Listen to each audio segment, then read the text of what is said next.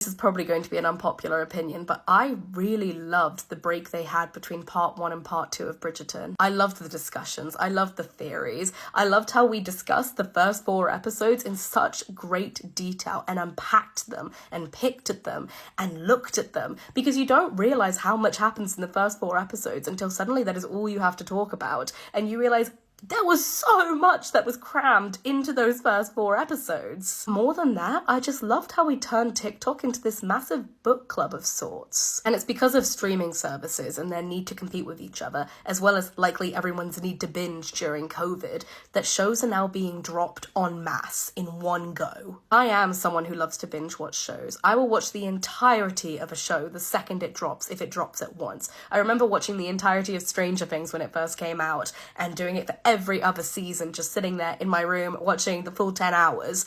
But that is a lot to watch and impossible to process everything because it's overwhelming, because there's so much that happens that we just aren't physically capable of processing it. And the more that I binge shows and the more that these shows are dropped en masse, the less I see the benefits of this, other than the consumer need to binge. It is beneficial to a show to release bit by bit because it helps build up an audience over time. And while a show like Bridgerton doesn't need this help, I do still think it is nice for us as an audience to watch it that way. Especially now with shows releasing episodes that are almost film length. And it was so nice to have that break and have that community during part 1 and 2. And I think it would have been really nice if we had those episodes released a week after each other. I just think we consume so much all the time that we forget to almost appreciate it and to look back on it before we move on to the next shiny thing. But thank you for coming to my soapbox. And if I sound really weird, it's because I was incredibly ill yesterday and I'm not exactly healthy today, so